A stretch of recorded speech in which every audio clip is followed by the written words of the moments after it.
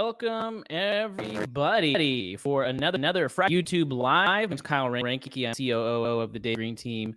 Do me a favor. We're having some microphone issues tonight. If you're hearing like a buzzing or any issues coming from mine, let me know in the chat. Let's see who we have here tonight. Looks like we got Joe hanging out with us from Kalamazoo. Rhonda once again from Vacaville. Welcome. Looks like we have Alley Cat from Detroit, Michigan. Steve says he's here. Thank you for hanging out and waiting for us. Anton from Chicago. Welcome. Hey Kyle, you're probably gonna have to switch mics. Is it not coming across? It's just echoing, like repeating what you're saying. So I will stall for time while Kyle switches his mic. He's going to have like a more of an echoey sound because he's going to have to turn off his main mic, but it's okay. We planned for this. We have plans on plans, contingencies on contingencies, because that's how we roll on the David Green team. He also does that because much like Jocko Willink, sometimes I force Kyle to refer to himself as Echo, who is Jocko's assistant. And then he makes his mic echo to play the role. It's kind of like one of the things that you have to deal with when you work for the boss. Go ahead. How is it now? Is it still now? echo? There's no echo. Beautiful. Just that hollow sound. So hopefully you guys got that joke. They say that David's mic is good, so that's good. Thank you for that, Steve. We got Edie here from Portland. Angela says she loves Jocko. We got Gregory from Canada. Very cool. Well, awesome. Well, I'm excited to get going with tonight's show. I think it's going to be a very, very good one. A couple things before we get started. If you guys enjoy this show, make sure to hit the like and subscribe button. We would love for you to do that. We are really excited. What's going on, Jimmy Wise Carver? Good to see you as usual. Tonight, we're going to be talking specifically around the idea of U.S. household debt. A few articles that we're going to go over. A lot of you guys may or may not know this, but U.S. household debt is at an all-time high right now. And we want to dive into that. We want to talk about what that means. Maybe it means nothing. Maybe it's just false headlines like we've talked about before on this show. We want to talk about what that means for you, what that means for your ability to save money, your ability to get out of debt if you have debt, and also what that means for you to build wealth, whether that be through real estate or some other medium. So really excited to jump on to that topic. But before we do so, I just want to say a very happy birthday to Mr. David Green, the man who's here with us. A lot of you may not know, but David had a birthday yesterday. How was your birthday, my friend? Well, they know now, don't they? My friend Kyle and I have a long-standing tradition of him embarrassing me every birthday and me forgetting that and putting himself in a position to embarrass me every year after that. It was a somewhat chill day. Like there's a kind of a joke right now that every single day, and today was another one of those days, I can't talk about on the air, but every single day there's been bad news that has been rolling in. And I think yesterday actually was the only day where I didn't get bad news. It picked up again today with another issue, but yeah, I got a little bit of a break on my birthday. Well, that's good. I mean, at least you deserve a little bit of a break. And maybe that's a story that you'll share at some point, maybe even a little bit of it tonight, because a lot of what we're going to be talking tonight is specifically around the idea of kind of issues and problems and what we can do to put ourselves in a really good position financially so that when the storms hit, you will be ready. What a way to spin that for me. Great job, Echo. Right? That's my job.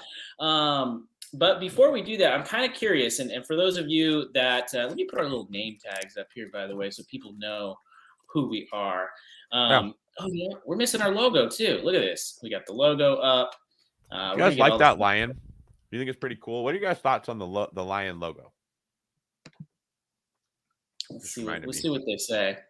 And while we start getting some feedback, I kind of want to get your idea, David, on a debate that I have going. It's actually on my Insta story on Instagram. If you're in the middle seat, David, do you believe the person who's in the middle seat on an airplane, are they entitled to both armrests or are they not? What's your thought on that? This is hard for me, okay? Because I like to be objective. I live my life. I think you know that about me, Kyle. I strive to be objective. I'm not a overly selfish person. And so objectively speaking, no, they're not. They're not entitled to both. However, how do you determine which they are entitled to? That becomes a problem right out the gate. And here's the other problem. This is why I want to be subjective in my answer.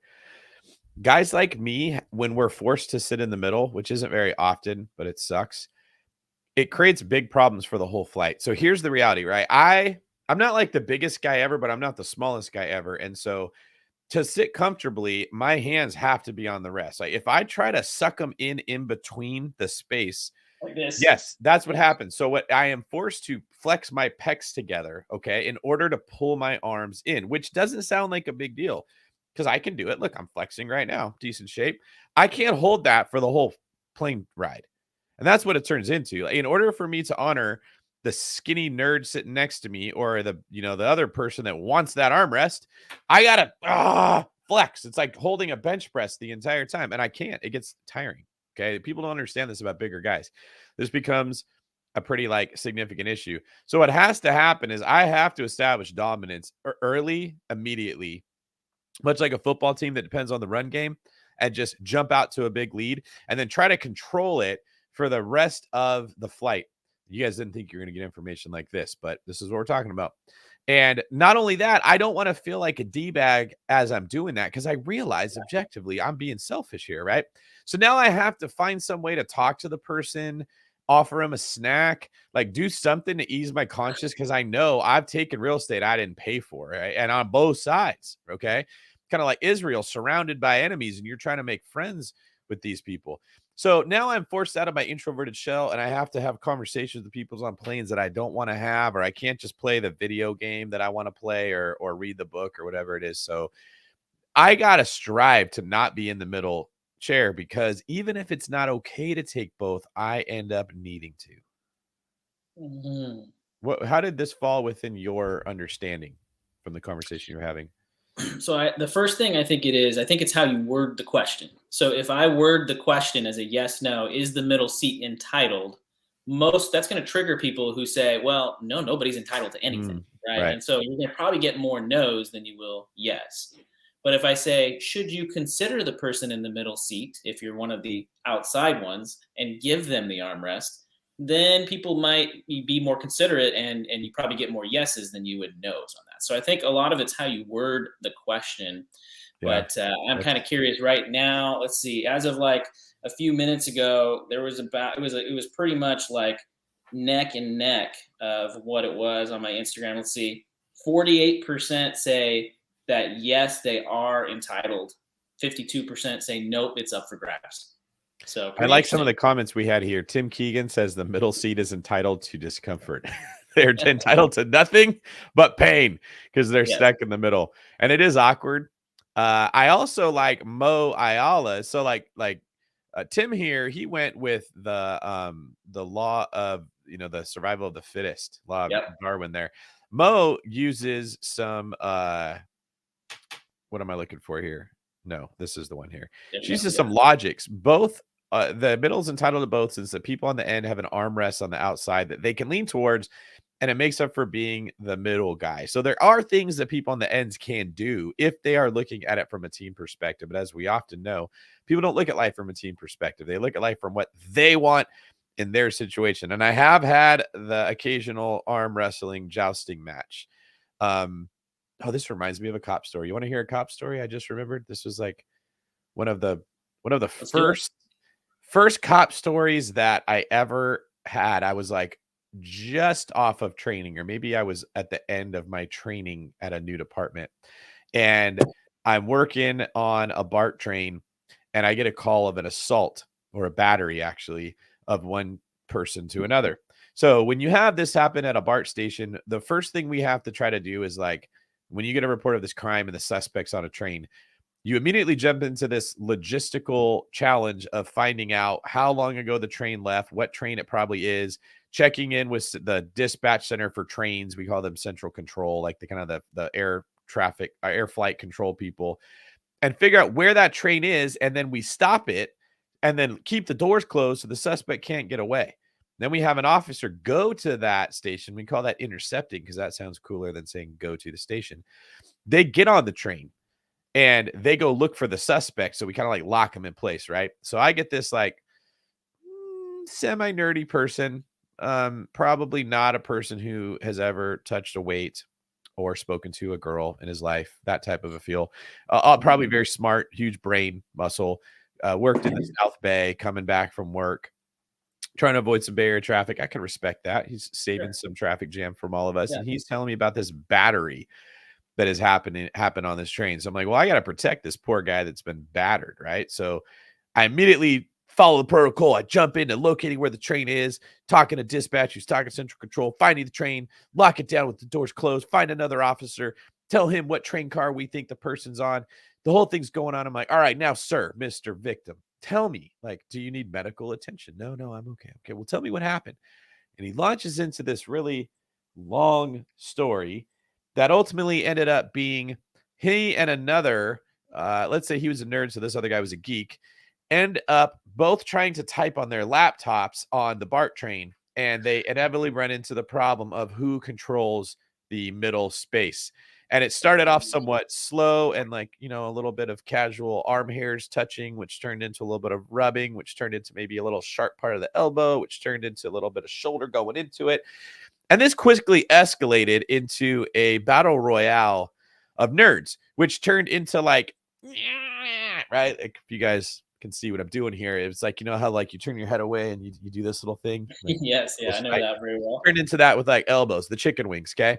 So the other guy gets up and this guy is forced to get out of the seat and walk away because his, he loses the thumb war of elbows. And decides that his pride can't take that L.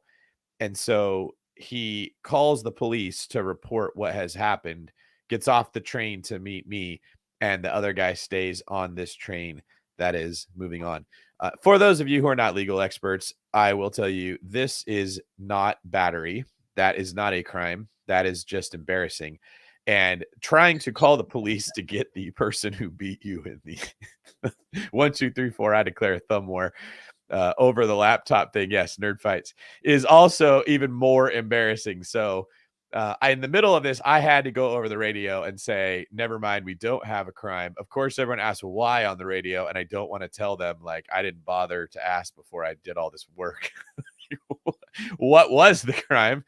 And I'm afraid that I don't want that to happen on the airplane. So that's stuck in my head. I never want to be that nerd that gets into the elbow fight. But that does happen. Like, the plan I've learned is if I'm middle seat, I got to get there first. And you got to establish dominance. The other thing you can do is you wait for the person on the aisle or on the window to like move or stand up to put something in the overhang. And when they do, like a tenant that doesn't pay rent, you immediately move in, establish the real estate, and take squatters' rights. So that when they come back, they have to now put their arm on top of your arm, and you have the superior position in the armrest battle.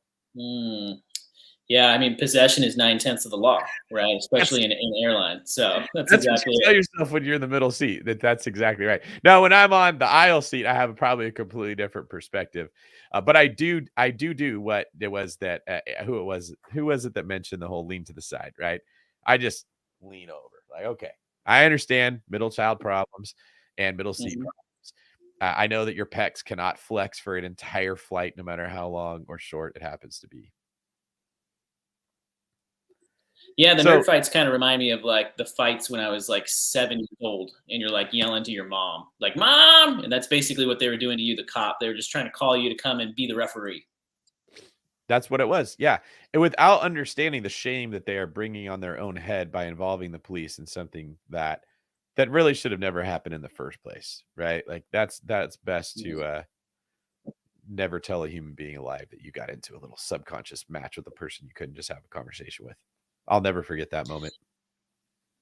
Great story. Well, let's jump into this. So for those of you that have not been here on a Friday night, I just put a little ticker there at the bottom. There is a phone number where you can send us a text message and you can actually come on live on camera with David and myself to talk a little bit about tonight's topic. Specifically, if you have something related to tonight's topic that you think would be worth jumping into and sharing. Specifically, we're talking tonight about U.S. household debt. I don't know if you guys have been seeing this. There's a lot of articles going around that U.S. household debt. So the average consumer of what people have in debt is higher than it's ever been. Now, What does that mean? It could mean a lot of things, could mean nothing. That's what we're going to jump in and talk about, but specifically some different things that you can do to break the cycle. So, David, you want to read this comment we have here, and I'll get the screen share going. Yeah.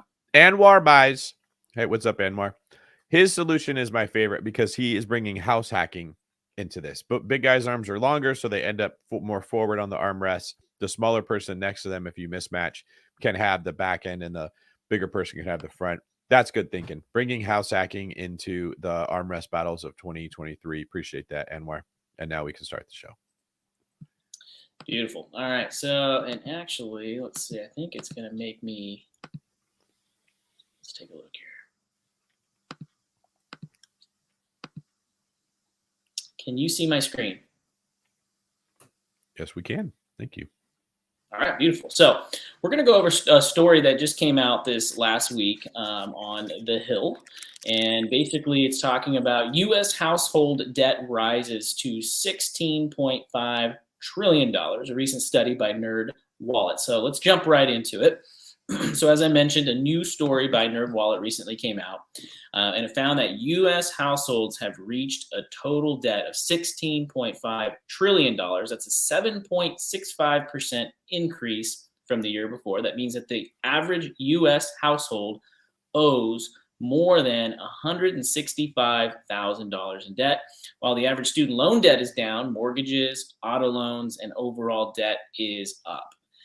So let's jump right into the story and read it. So the average amount of household debt has pushed it up to 16.5 trillion. Study crafters also found that the credit card balances carried from month to month have gone up over the past year, now totaling over roughly $460 billion.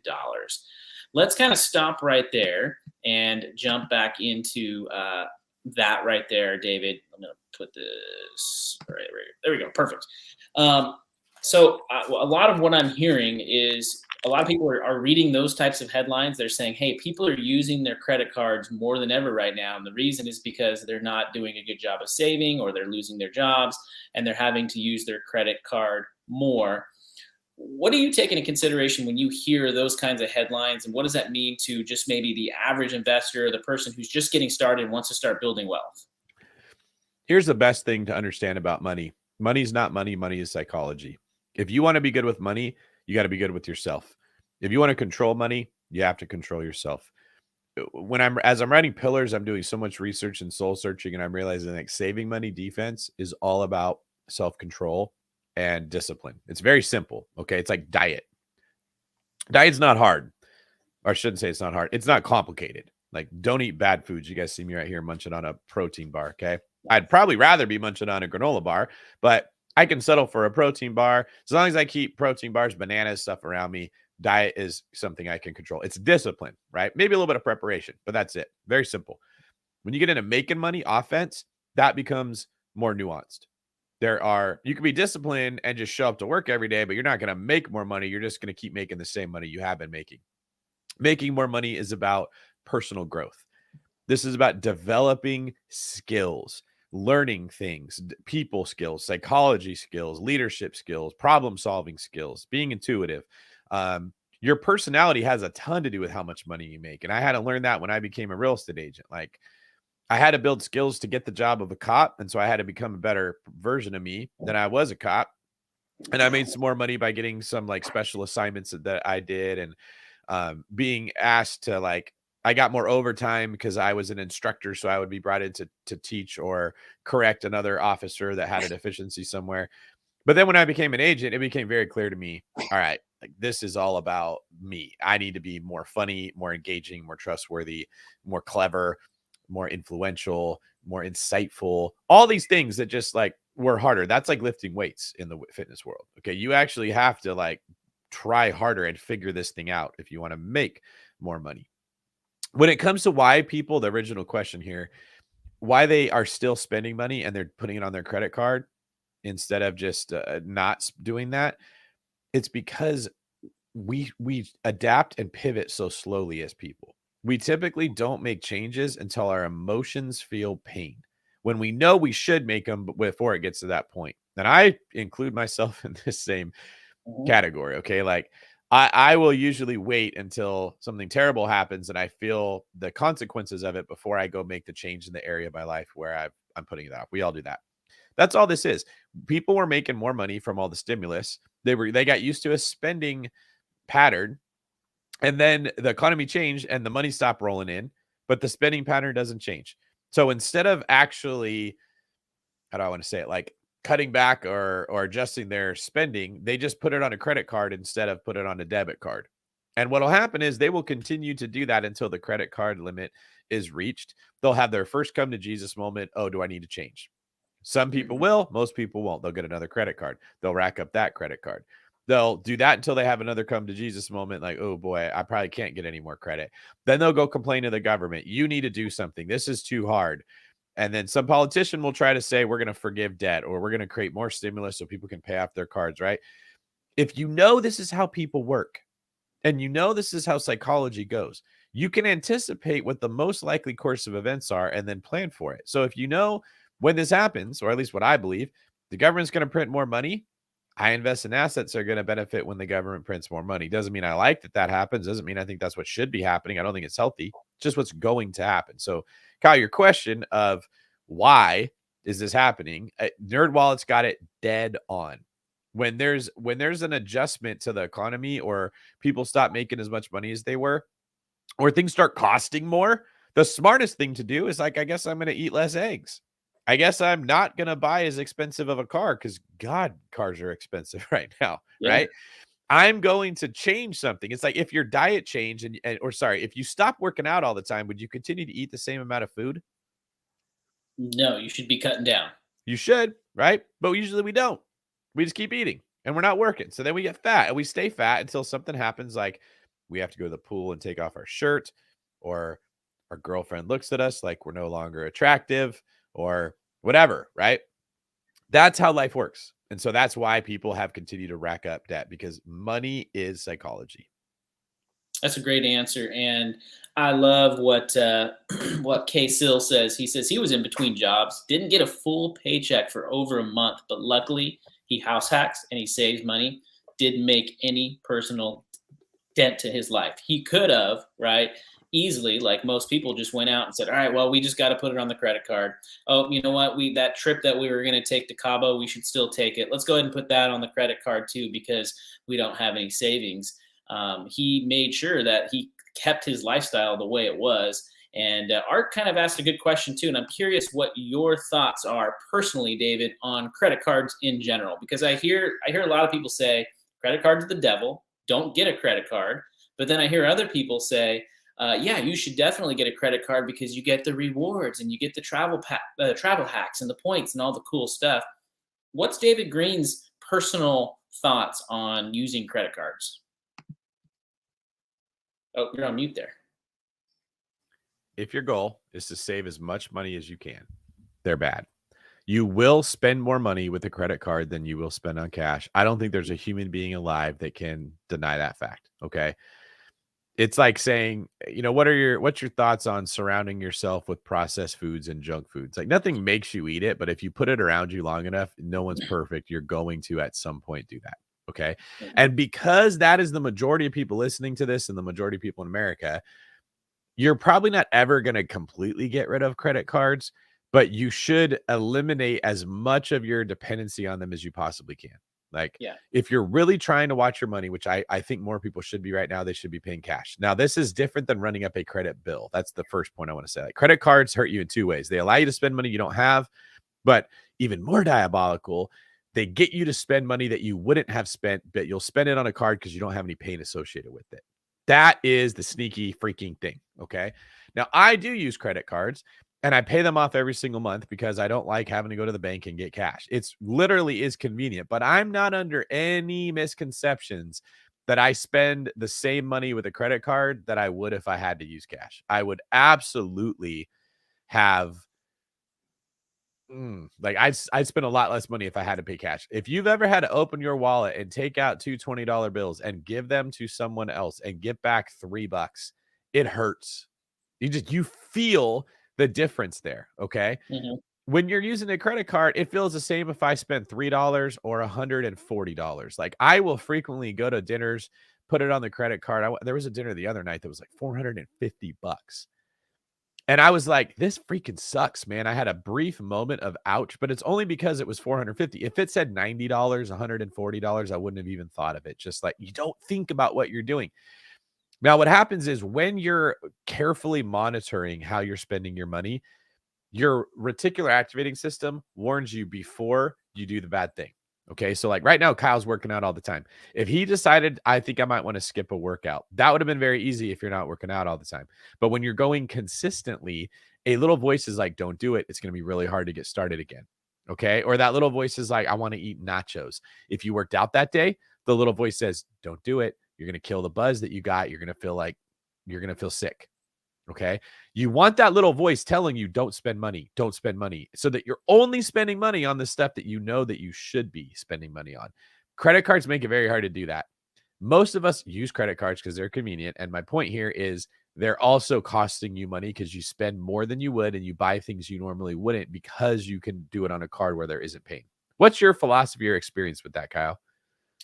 Yeah, I mean, mine is exactly what you said. Like when I used to use credit cards early on, I was not good with money, right? If I was not disciplined, I was using that credit card way too much. I was spending money that I didn't have. And then I found myself in a hole that was even harder to get out of that I thought, right? And so I have conversations with people about this every single day who say, man, Kyle, I got myself into $30,000 worth of consumer debt. I don't even know how it happened. I just looked up and I had this big bill. I had like 5 different cards that I had to pay off. And now looking at my month-to-month expenses, it's going to take me, 16 months to pay it off. So discipline is absolutely key. And if you are not disciplined in your finances or other areas of your life, you should probably not be using a credit card. I would be really curious, though, just the same thing they talk about Vegas, right? Like the odds are always in the favor of the house. I'm pretty sure it's the same with credit cards. I'm pretty sure that credit card companies are making way more money off of people paying their interest than they are on their payouts for the rewards that people get.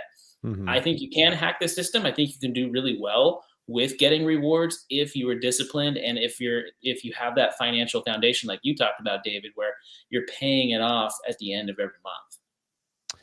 Yeah, I would also say the economy in general has benefited from all this credit card use because though the individual spends more money than they normally would, that means more dollars are get circulating through the economy and more taxes are collected from it. So credit cards have led to us having this impression that the economy is doing really, really well when it's just we're spending our money more casually. So if you're at a point where you have enough money that you don't have to, I don't want to say pinch pennies. And I also am trying to be careful that I don't say this in a insensitive way. Like the position I'm at in life financially right now, what I'm spending on dinner isn't really going to have an impact on me, right? Like other things can have a really big financial. Like we just had a flood in one of my rental properties where 2 feet of water have been sitting in it for a week because we're no one's going in the main cabin. We've been building out the garage. So that's probably going to be $180,000 to $220,000 loss. That's pretty significant. Like that can, enough of those stack up, that can hurt me, right? But $300 dinner, even though I kind of like this, I don't like that. It's not going to affect it. It's not going to actually make a mark, right? So even though I know using credit cards is not as good, it isn't enough to affect the goals that I have. Okay. Like some of you might be super healthy and like burn 10,000 calories working out. You can eat a cupcake and it just doesn't really matter versus someone that's not exercising or, some of those people that are 105 pounds, 5'1", like you can't eat that cupcake, man. It's got nowhere to go. You take like the Mountain from Game of Thrones. He has some more slack for eating the wrong foods than someone else does. But there was a point that I was going to make with that. I think I lost myself as I wandered around on that rabbit trail. The point would be if you're in a person that's trying to establish financial freedom, if you're trying to get to the point where you don't have to worry about money, you definitely have to pay attention to what every little dollar is going to. Okay. Like even saving between $12,000 and $20,000 a year from just not spending a ton of money on credit card over 4 years can be almost $50,000. That's a lot of money when you take these habits and they accumulate over a long period of time. Oh, it's huge. Yeah. And I like what R said. He said, set up the card so it'll alert your phone every time you use it so you can see the purchase and it'll actually hurt to see the purchase price. that's one way you can sort of kind of tweak your brain a little bit to remind yourself like you actually spent that money. It doesn't feel as real as it actually spending cash. So if you can get yourself in the position where you're carrying more cash on a regular basis, or you do an envelope system to where you set up for a few $100s a month on dining out or whatever your entertainment budget is, you can pay with cash. It definitely, you can feel that money leaving. It's a lot different than swiping a card, or even worse nowadays using like Apple Pay or something like that. It's almost too convenient. I really like the comment by Phil here. So Phil says, I can't be the only person who knows they need to do better, but I see that the checking account balance is still going up every month. So I just tell myself I must be doing something right. That is right there. The average American's like struggle. And I love that you're being honest about that, Phil. It's also dangerous because it's true that like this is a big thing I have. It comes up in business. It comes up with our teams. It comes up with people in my personal life. I have a pet peeve about people that say it could be worse. It could be worse. It could be worse. It could be worse. Like someone runs a 14-minute mile. There's always a way that you say, well, it could have been 15 minutes, right? You're asking the wrong question if you're saying I could have done worse. What I want to be surrounded with are people that are trying to do their best. So they could be saying I could have done better. How could I have done better? And those are right questions. That's what Phil is getting at here. He sees that he's saving money every month, but he could be saving more. He doesn't actually know how much he's saving versus how much he's making because there's no plan. And this is not me hating on Phil because I'm appreciative of Phil's comment here. This is every person that's not tracking their income. You don't actually know if you're doing your best or if you could be doing better. This is why Kyle and I in the mastermind that we run that is going to be called Spartan League pretty soon have our members tracking every dollar. They have a budget for things they're going to spend money on: food, entertainment, housing, their car, their insurance, their gym, their cell phone, everything. And then they track where they're actually spending their money to make sure that it is in line with what their budget says. They know at the end of the month if they did save as much as they could have, or if they just saved more than if they hadn't done anything. And that's the key. Don't settle for like, well, I have more than I had the month before, I guess it's okay. Be purposeful about what you're doing and move yourself into the realm of I am maximizing how much I am possibly able to save so that I maximize how much I have to invest at the end of the year. Yeah, and then Downtown Resident says their point is that using cards, even if you pay it off monthly, get the points, you tend to spend more of your hard-earned money than using cards. It's psychology. I was just talking with Katie Dahl on our real estate team today, and I was telling her the more that I work out, the more it's funny. I'm healthier than I ever have been, but I also know that because of that, I'm more susceptible to eating worse. Because it's just like when you're making more money or you're more successful, you tell yourself you can spend more, right? Yeah. And then it's easier to put it on there instead of like, you know what, I can't be making those excuses for myself just because I seem to be doing slightly well. Let's jump back into the article here, and then we'll get to one of our questions. As a reminder, what I want you guys to do is if you guys have a question related to maybe your situation, to paying off debt, to getting yourself in a financial position to be able to build wealth or invest, or maybe it's just something with a mindset, a psychological thing, we can talk about that. But going back to the article, they say credit card debt is often thought to be the result of frivolous spending, but for many Americans, that's not true. Consumers are feeling the squeeze of higher prices and interest rates, and paychecks just aren't keeping up. That's forcing many to make tough decisions like going into debt to pay for necessities. NerdWallet study crafters found that the average U.S. household owed $58,000 in student loans, a 0.6 decrease from the year before. They used data from the U.S. BLS and the Federal Reserve Bank. So let me ask you about that, David, specifically along the lines of people who are maybe saying, you know what, inflation is going rampant, but my cost of living is so much more expensive, but my paycheck is not going up. I can't keep up with the chasm, with that gap. What do you say to that thought process of, well, then I guess I'm just going to have to use the credit card to survive? Those are the people that I've been trying to warn for the last 4 years about inflation, because this is what it does. Yeah. If you own assets, your assets go up in value. But if you don't own assets, you're losing money. Okay. Like it's like, I hate inflation because it's so sneaky. It's like carbon monoxide. If you make 100 grand a year, but inflation is 10%, you're smarter to think of it like, I just got a pay cut at work and I only make 90 grand a year. But we don't think that way. We still think I make 100 grand a year, but everything just costs more. It's weird. You don't understand that you're actually making less money when inflation happens and everything costs more. And so what was the original way that they worded that? Like, their wages are not increasing with inflation, right? Yep, exactly. That means you're losing money. You're literally getting a pay cut. Okay, everyone, that's what I want you to hear. I want you to tell your friends, shout it from the rooftop, spread it to everyone you know. You're taking a pay cut. Your jobs are taking money away from you. Okay, they would have to give you at least the same amount as inflation for you to break even. And like, I don't know about most of you, but if you're in a job where you have negotiated contracts, like as a police department, that's how it would work. We would negotiate raises, and it would be like, for the next 4 years, we'll get a 2% raise, a 3% raise, a 2% raise, a 2% raise. Well, if inflation is at 9%, 10%, 11%, because guys, it's way higher than what CPI shows. If you're watching CPI, you're being misled. They're only tracking certain things in there, many of which don't get more expensive because of their technology makes them cheaper. But other things like are becoming way, way, way more expensive. If inflation's at 9% and your raise was at 2%, you lost 7%. You didn't get a raise. You got a pay cut of 7%. And then next year you got one of 6%. And then next year you take a pay cut of 7%. And then another one of 7%. You're losing money. That's why people are starting to rack up credit card debt. It's not enough to just don't spend money you don't have. That was how you win when everything was neutral. Don't make dumb decisions.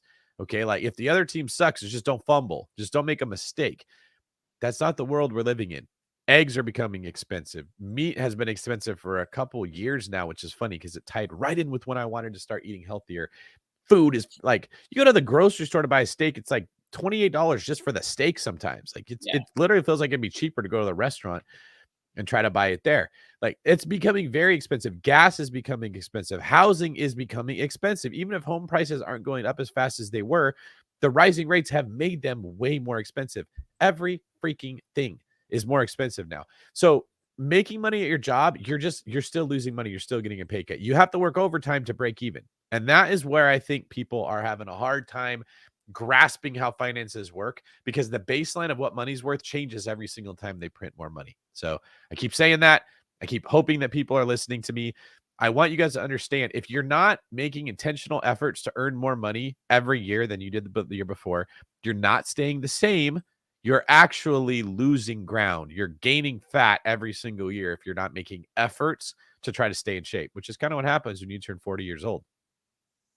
I love that. Yeah. So let's get. I want to dive into some really practical strategies there, like things that people can specifically do to make more money. Because I feel like there's a lot of people out there right now who they maybe graduated college, had a bunch of student loan debt, finally started paying it off, finally maybe got to the point where they could buy a house, but then boom, interest rates went up, right? And then they finally get to the point where they think they can do it, and now inflation, it's just like they feel like they can't keep up, right? So what are some like practical things people can start doing there, David?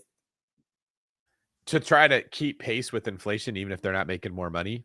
Yeah, and like you said, like figure out ways to make more money. Like what can they do?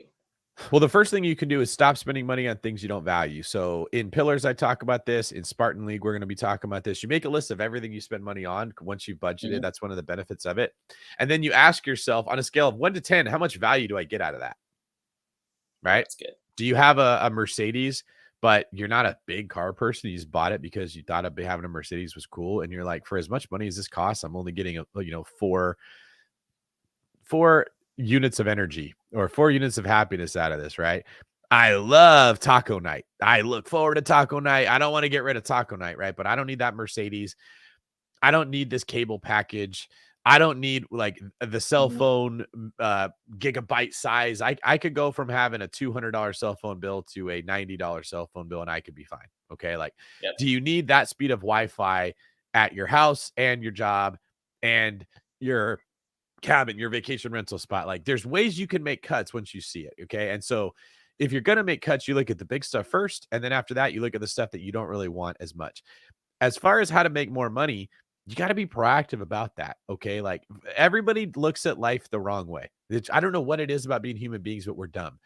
All of us that are single, we tend to think, what do I want in a relationship? Well, I want a person that's hot and smart and rich and funny and likes me a lot. They have to love me and does whatever I say and doesn't ask for very much out of me. And we make this list of all the things we want. Okay.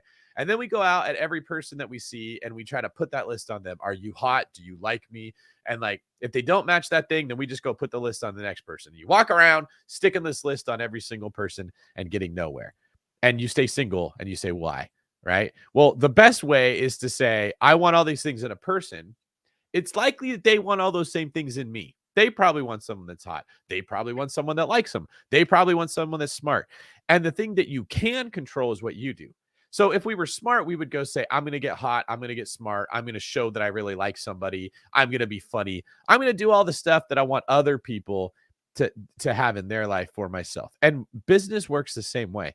Almost every human being is like, what's your job? I'm the stock boy at the grocery store. Oh, how do you like that? I hate it. My bosses always tell me I have to work.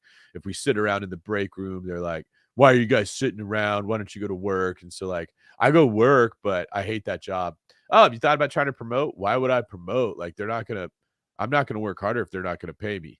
And they stay in a crappy job their whole life. Okay. It would be better to look at it from your boss's perspective. You're sitting around. There's a lot of work to do. There's a lot of responsibility to be had. They have pressure coming on them from the ownership that wants certain things that's actually tracking the success that successful people do. The owners are tracking it. The stock boys aren't. And they're like, who can I find to help with this? Okay. I'm single. I want to get hooked up with somebody. Who out there is available? And they're looking to see who matches that criteria.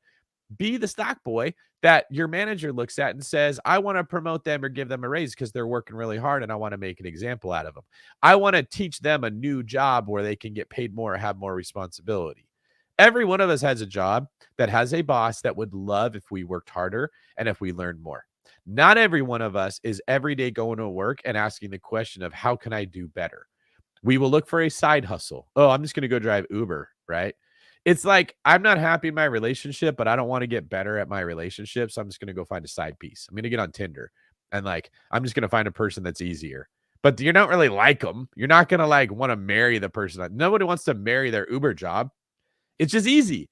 And so we take the easy road. We'd be way better off to be like, okay, give me like throw out a job, Kyle. It's a random job somebody listening might have.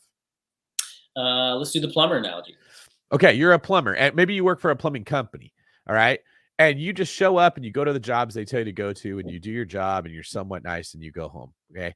What is stopping you from being so nice to the people that you go to, telling jokes, making them laugh, forming a great impression, and then saying, guys, it would be the world to me if you would go on Yelp and leave a 5-star review. I'm going to text you right now the link to where you can do it.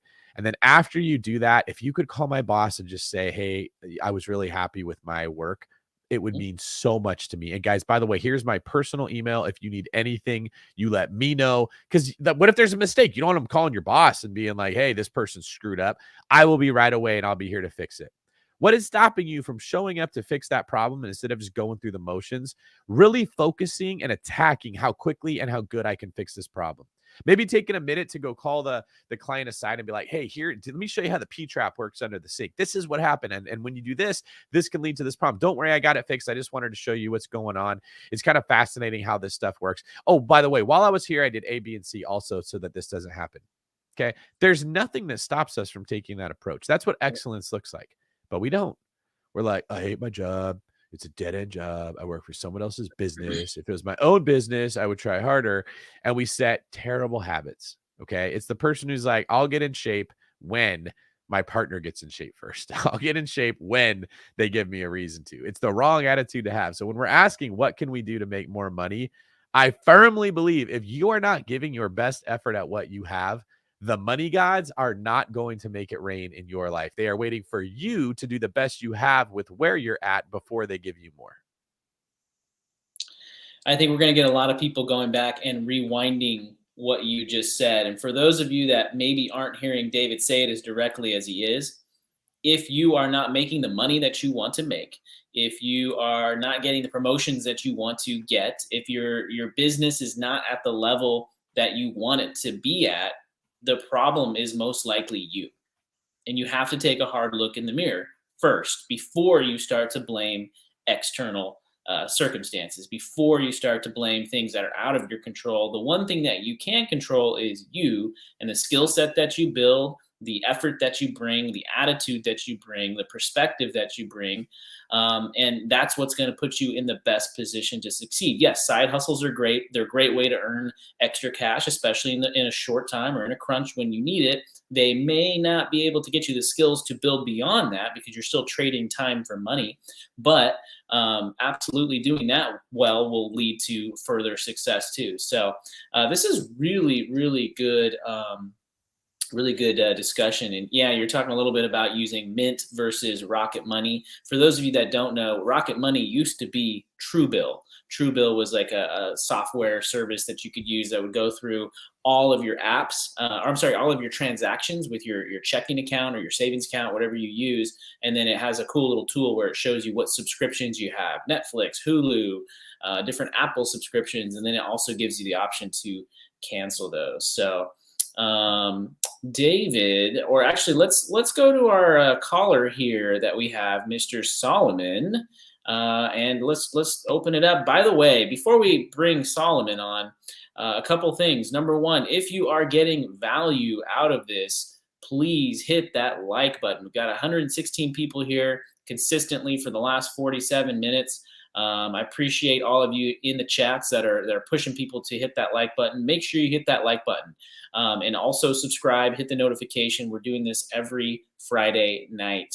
So let's bring on Solomon here. Solomon, welcome to the show, man. Hey guys, how are you doing today? Hey, we're doing great. Tell us a little bit about what's going on in your world. Well, first I just want to say thank you for bringing me on. David, Kyle, I've watched you guys since I was like 16. I'm currently 20 now. I got started in real estate when I was 18. I became an agent around the pandemic time. Right now, I'm putting myself through school at Bryant University here in Rhode Island, and I'm working in Boston and traveling back and forth, just trying to make some money. My first year in real estate, I did a total of 10 sales, and I got to really learn what it's like to be an agent and what it's like to work for investors.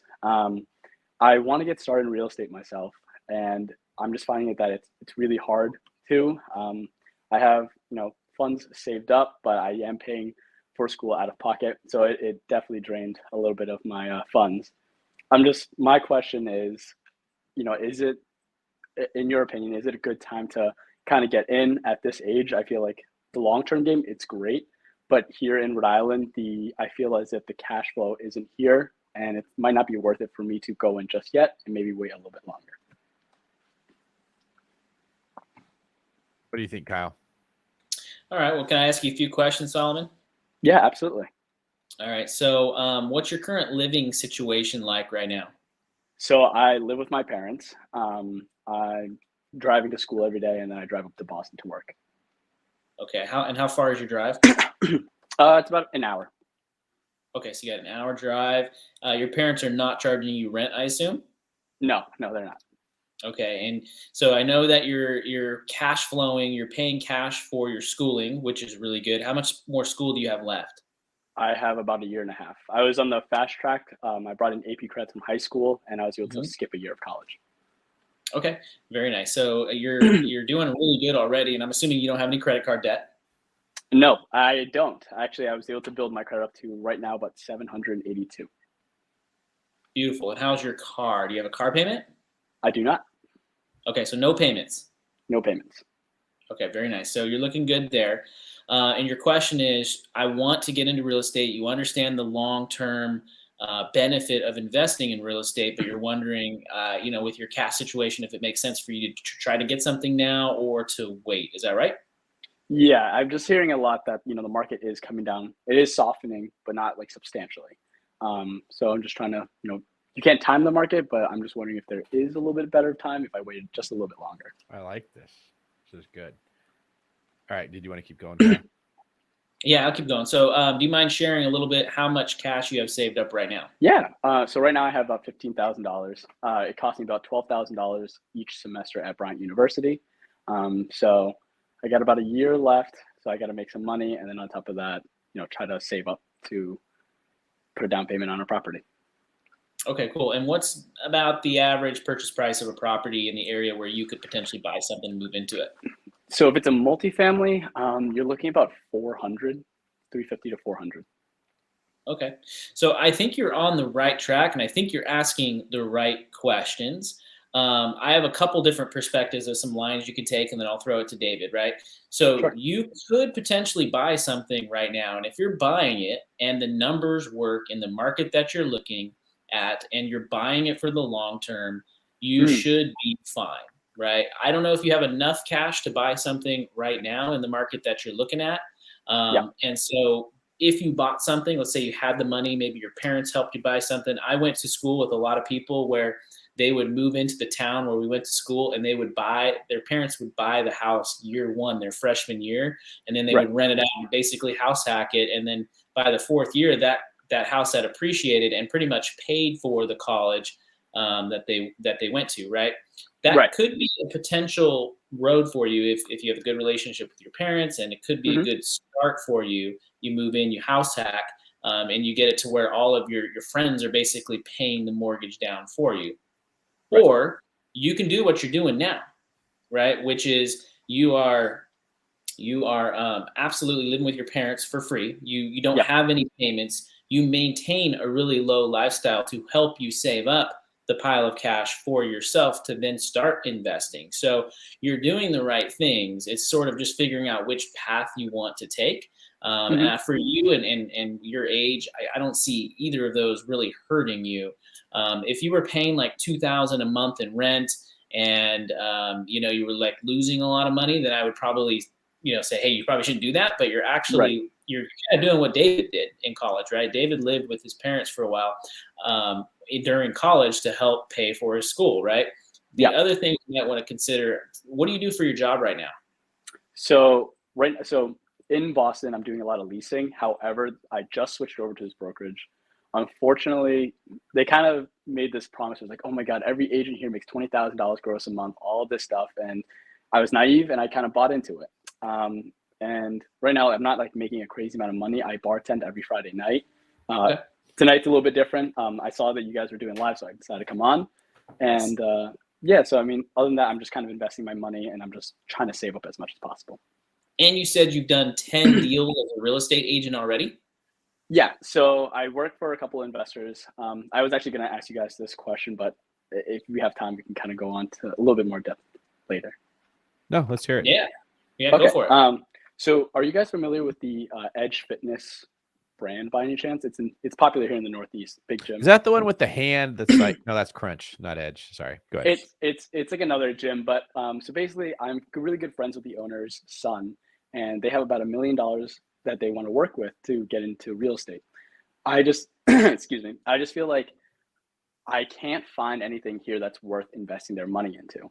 And I kind of feel like I'm failing them in a way. And it's part of it is just I don't have enough of the resources to really find those off-market deals. I'm doing everything like cold calling, Vulcan 7, all like that stuff. And it's just I'm not getting anything. And then not only that, I have another investor who just recently sold his company for $45 million. And he says, Solomon, you're really good friends with my son.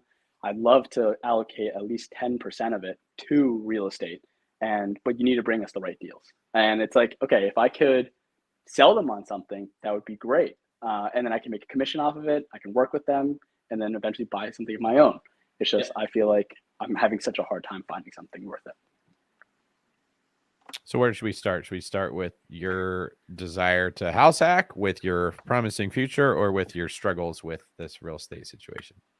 The struggles, because I want to figure out a solution or at least get, guidance. Which part? Sorry. It was the struggle with the real estate situation. Okay. So first off, when you say you can't find them a deal, does that mean you can't find them a deal that cash flows? Something that's going to produce them enough money where it makes sense. So they like cash flow. They don't want to touch the property. They just want to put money into it. When you say put money into it, you mean for a down payment, or do you mean they want to fix up a property? They don't even want to. They just as a down payment. They don't even want to touch anything. And what kind of a return are they hoping to get? It's around 8 to 10% cap. When you say cap, do you mean cash on cash return? Yes. Okay. give you a little side note here. As a new real estate agent, you're making a mistake a lot of new people make, so don't feel bad about it. Sure. That's one of the fastest ways that people show ignorance to the market when they use the phrase like cap. It's like newbies do this all the time, right? Cap rates are similar to cash on cash returns, but they're not the same thing. And they're really used in multifamily, like 5 units and above. They have more to do with the value of the property than they do with like the actual return. So cash on cash return is a better phrase there. And you will like, I promise you in a couple years, you're gonna look back and you're like, why do people say cap rate? It sounds bad. Like you'll see what I'm saying. So thank you for acknowledging that. I'm just talking to you like if you were my little brother, that's the same thing I would say. Awesome. All right. So here's part of the problem. The real estate has become so competitive that strategies that revolve around a high cash on cash return are only working in the markets that I tell people you don't want to buy. So if you look at a scale, and on one end is cash flow and on the other end is appreciation. Okay. Yeah.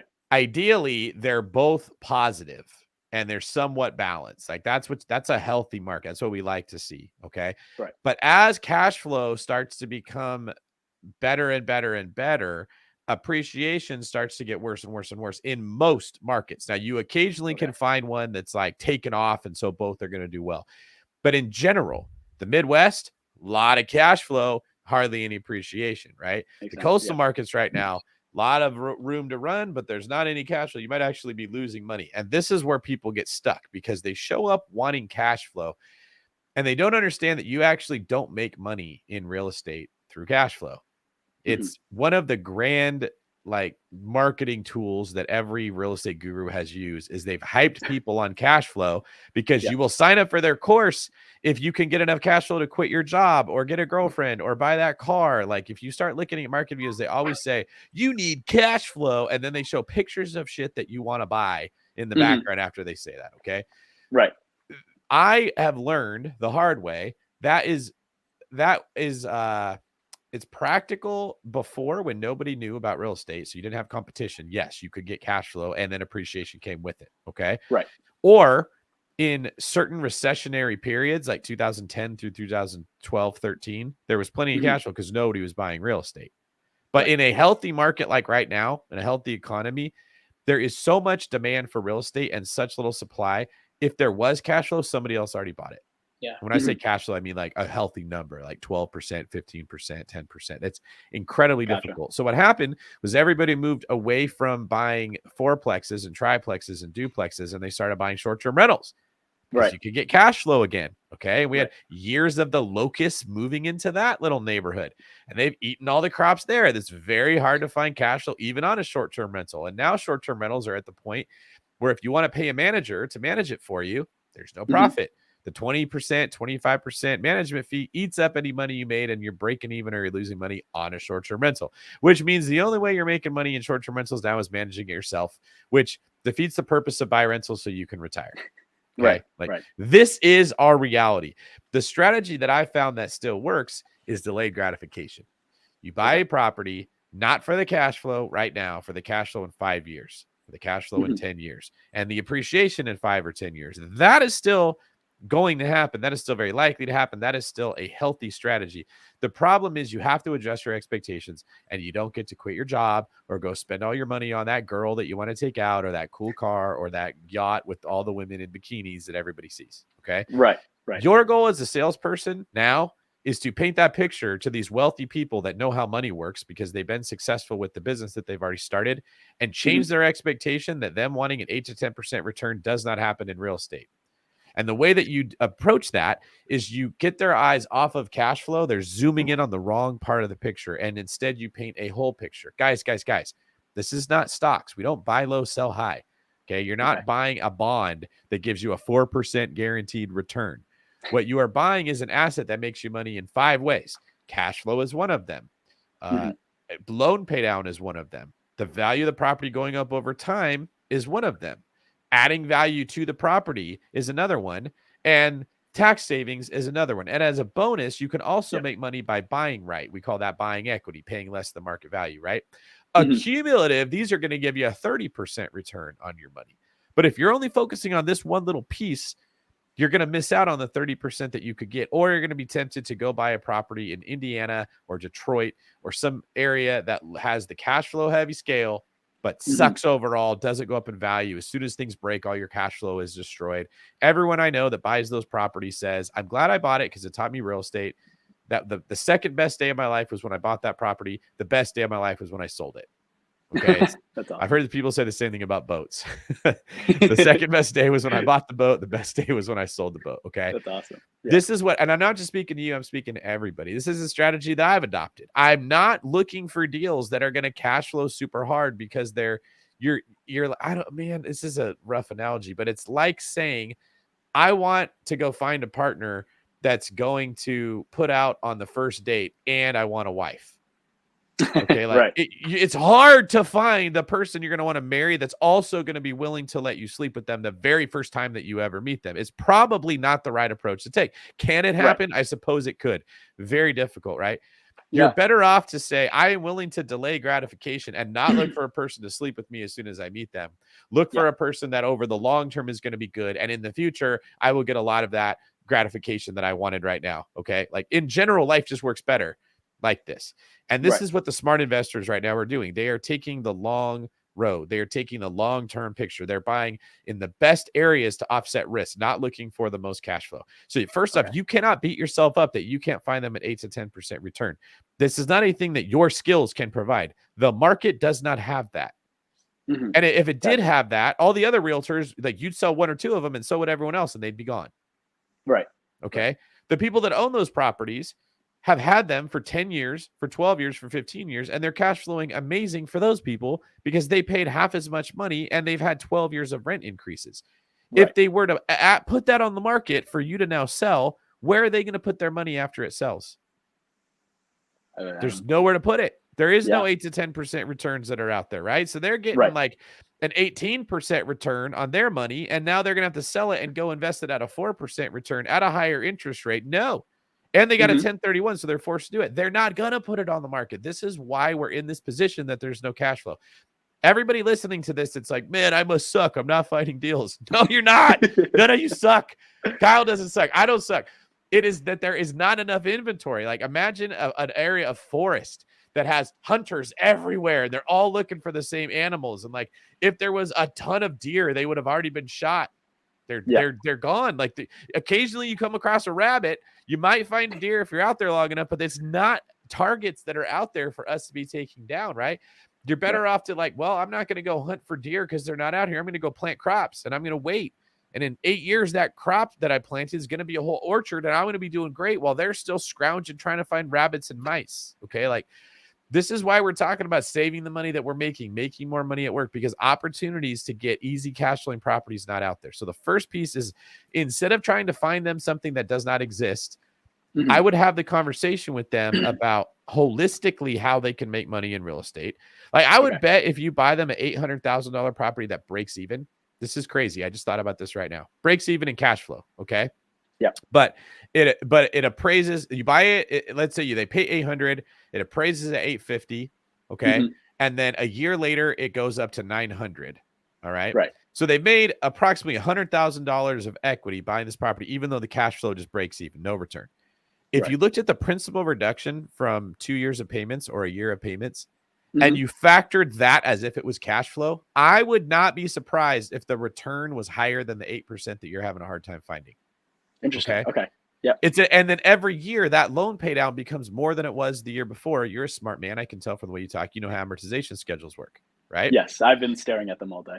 Okay. So if they wait and they don't do anything because I'm getting my 8 to 10% return and I want that, they fall behind the person that just bought what looked like a mediocre deal and held it for a 5-year period of time. And oh, by the way, when rents are going to have to start going up because of this inflation we talk about. So even though in year one, they're not getting the return that they want to find, rents are a little bit higher next year. Rents are a little bit higher next year. Rents are a little bit higher next year. Then inflation really takes off. Rents are significantly higher. If you go back and look at what rents were 20 years ago, man, like that was when you were born. That's crazy for me to even say. Yeah. But go look at what rents were, dude. You'll laugh. You're like, there's no way that people were paying $400 a month for rent. That's not real. Right. That's what rent was. And at the time, $400 felt like $1,500 today. because of inflation, right? That's what you're selling them on. If they're looking at it from a business perspective, like a gym owner that does not experience appreciation. Okay. Like gym owners don't look at it like, if I get this person to sign up for a membership, I can increase their dues every year. Right. If that's how gym memberships worked, you were committing to 30 years of due increases, probably be a whole lot easier to run that business, right? This is one of the benefits of real estate is our business works that way. They're also not like getting the value of their gym increasing unless they actually increase the NOI of it. It doesn't work is same as real estate. Real estate goes up with inflation and they don't have to affect the NOI. Their framework that they are looking at is a different framework than how real estate works. And your mission, should you choose to accept it, is to go blow their socks away with what I just taught you so that they realize they're actually being foolish by insisting on this 8 to 10% return. They are much better off to buy real estate in the best part of town, in the best cities that they can get with the least amount of supply that tenants are going to want to live. Do what you can in year one, but no, if I hold this thing for 5, 10, 12 years, rents are going to continue to increase because it has to. The demand is going up and the supply is locked in place. Those investments blow away the people that were like, I got a great cash on cash return. Have you heard the story of the tortoise and the hare? I have, yes. All right. It's the people chasing cash flow are the hares. Right. Year one, I need an amazing return. And they think that they're crushing it. And then the tortoise property that started off really slow, but was in like the best area, destroys all of them. Okay. Right. So that's the approach I take. That's the approach I should take. What say you on this information so far? What do I think about it? Yeah, that was a fancy way of asking you. What do you think? Well, for some reason, like Rob Avasolo like comes to my mind, where it's like, he's like, if you're doing real estate right, you should not feel like you should not be happy, or it's like something like that, where it's like the money you're bringing in should always be continuously reinvested into real estate. And it's like, it's slow. It's a slow process. And I think that this is something that I'm definitely going to pitch towards my investors. It might be hard because the gentleman that I'm working with, he's young as well, and he doesn't know a lot about it, but I think it's my job to educate him. And then as well as educating his father. But yeah, that's, I like it. I like this approach. It's definitely a lot different than the 8 to 10%. And I'm definitely going to, try to look at it a little bit differently when I'm analyzing deals. When I'm passionate about something, because my voice changes, if you guys heard several times, and they're like, ah! Right? It's what gets me upset or worked up is usually, it's not like the thing that I'm saying itself is incredibly brilliant. It's more, I just realized this about me. When everyone else is going this way and I'm like, no, you should go that way. That's when I get amped up like that. Like, chasing cash flow is not a unique thing. Everyone does that. And this used to be, this is what's crazy. When you were born, Solomon, or maybe a little bit after that, when I got into like the education space, maybe like 5 years ago, 6 years ago. Okay. So you weren't born, you were a teenager, you're getting your driver's license. Yeah. All I had to do to convince people to invest in real estate was not spend money on other dumb things. This is how easy that job was. I was like, guys, just listen to me. If you don't buy a car, and you don't go on expensive vacations, and instead you buy a rental property, it's going to make you more money and it's going to grow your wealth. And they were like, that's stupid. I want to spend the money that I worked really hard for. Like, that's all I had to do. If I could just convince you to invest money instead of spend it in real estate, you won. It was that simple. And as we got better and better at educating people, and as the internet grew and social media grew and podcasts became a thing and YouTube exploded, so much of this information got out there.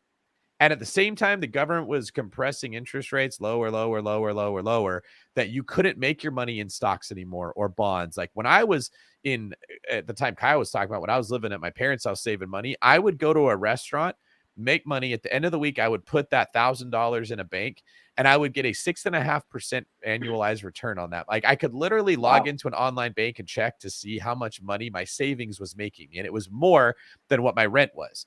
So just my savings paid rent for them. Now I didn't have to pay rent because I was with my parents, but like what market rent was less than what that was. Okay. That disappeared when we lowered interest rates. And so what happens is all that money gets thirsty and needs yield. Where am I going to find it? And it all eventually found real estate because real estate has decent returns and it's safe. Crypto, NFTs, they all had their moment. They exploded because they weren't safe. So all the money goes back to real estate. This is why everyone's hunting in the same forest. This is why there's Mhm. not good deals. This is why I'm hoping that we take this little rant that I'm on and we chop this up. We throw it all over my social media because everybody Yeah. needs to hear this message. Like, you're not going to find those deals that we talked about 10 years ago. They're not out there. There's too many other people that are looking for it. The forest has been Mhm. hunted. Now instead of being a hunter, you have to be a planter.